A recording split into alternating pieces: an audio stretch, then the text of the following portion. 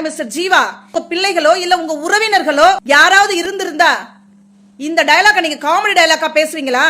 அந்த சாவை பார்த்து அழுத அழுகைய கேலி பண்ண முடியுது உங்களாலன்னா நீங்க எல்லாம் என்ன மனுஷன்? உங்களுக்குள்ள மனிதம் இருக்கா? மனிதாபிமானம் இருக்கா?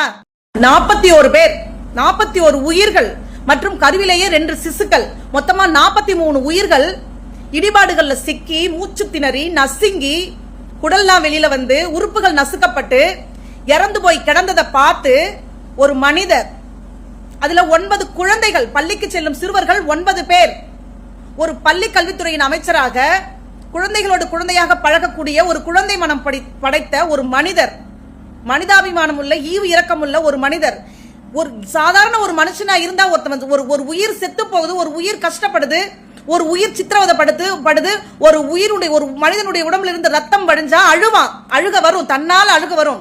அவன் தான் மனுஷன், அவன் தான் மனிதாபிமானம் உள்ள மனுஷன்.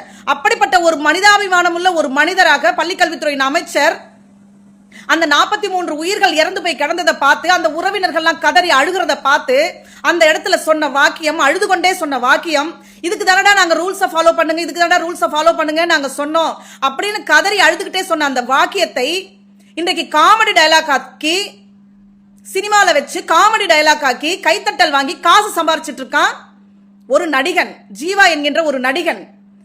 இந்த நடிகனை பார்த்து நான் கேட்கிறேன், இந்த ஜீவாவை பார்த்து கேட்கிறேன், மிஸ்டர் ஜீவா, இந்த 43 உயிர்கள்ல உங்க வீட்டுல இருக்கிற உங்க அக்காவோ தங்கச்சியோ உங்க அம்மாவோ இல்ல உங்க பிள்ளைகளோ இல்ல உங்க உறவினர்களோ யாராவது இருந்திருந்தா இந்த டயலாக நீங்க காமெடி டயலாக்கா பேசுவீங்களா?